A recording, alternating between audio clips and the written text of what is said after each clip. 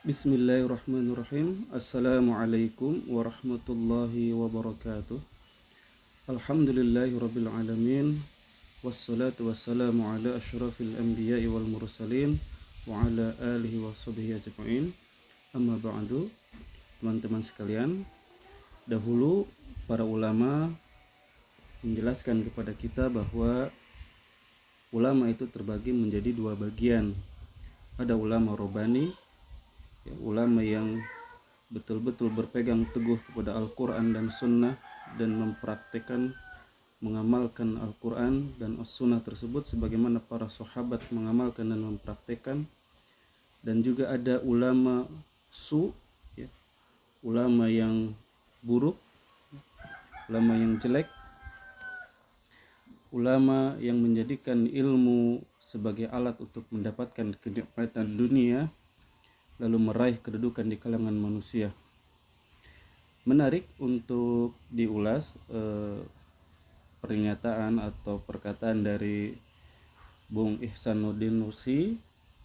Beliau ketika diwawancara oleh Bu Maria menjelaskan tentang karakter ulama atau kiai yang pengkhianat itu seperti apa Mari kita simak bersama videonya pada video berikut.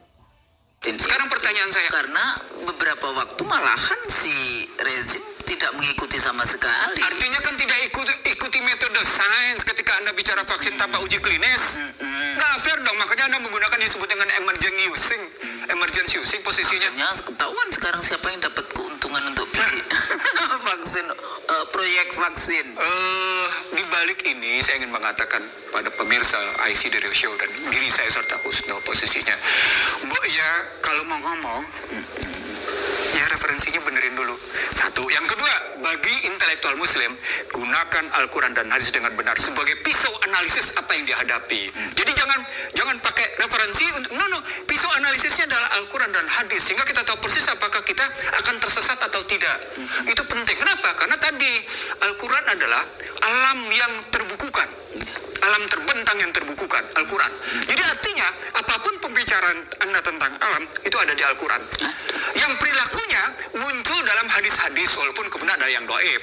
Tapi pandai-pandailah memilih mana yang karena rujukannya tetap ayat. Iya, banyak itu banyak, maksudnya banyak.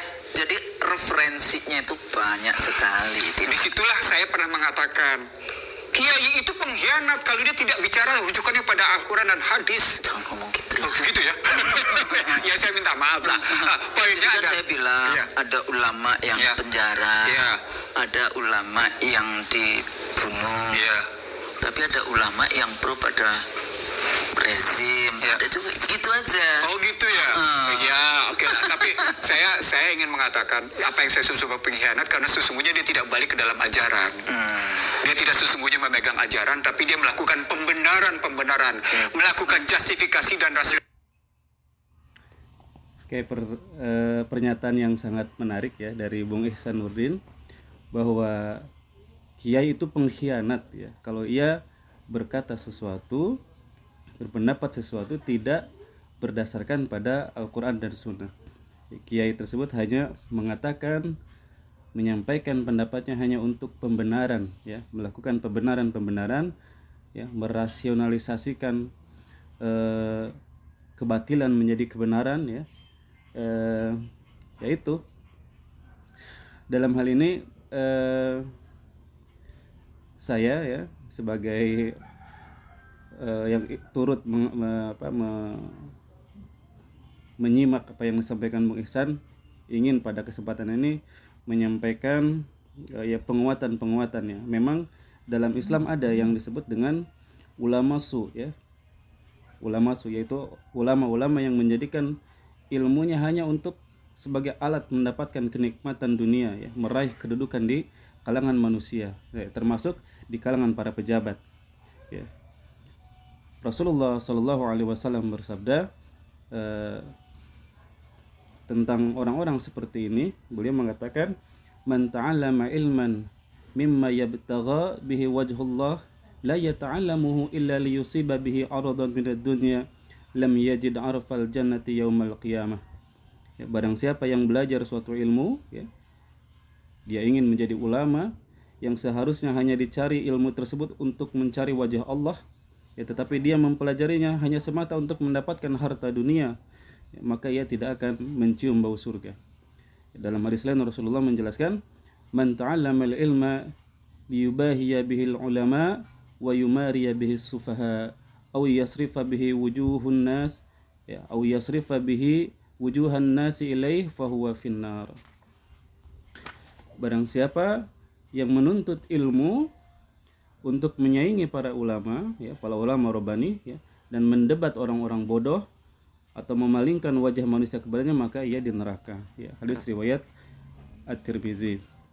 Ya, teman-teman sekalian, dulu di antaranya Imam Ibnu Qudamah Al-Maqdisi, beliau, ya, menjelaskan di dalam Mukhtasar Minhajul Qasidin, ya, tentang beberapa karakter ulama su atau kiai-kiai yang pengkhianat lah, kalau dalam bahasa Bung Ihsanuddin, ya. Di antaranya apa? Kalau misalkan ulama yang Rabbani itu mereka menjauhi pintu-pintu kekuasaan, atau mereka memberikan, ya, nasihat yang benar kepada para penguasa, maka kebalikannya dari ulama atau kiai pengkhianat, ya, mereka justru mendatangi pintu-pintu kekuasaan, yang menjilatnya, ya. Berbeda dengan ulama-ulama Rabbani, ya. Kalau ulama Rabbani mereka menahan diri dari para sultan, dari para penguasa, menjaga jarak dari pergaulan bersama mereka, ya. Jadi kalaupun harus datang kepada penguasa, maka datang dalam rangka memberikan nasihat kepada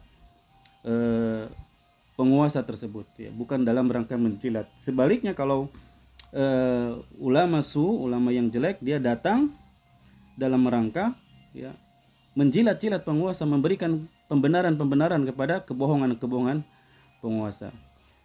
Huzaifah radhiyallahu anhu, ia berkata, sebagai nasihat bagi kita semua, beliau adalah salah seorang sahabat Rasulullah, beliau mengatakan, iyyakum wa mawafiqal fitan. Qila wa ma hiya? Qala abwabul umara'i yadkhulu ahadukum 'ala al-amir fayusaddiquhu bil kadhib wa yaqulu ma laysa fi.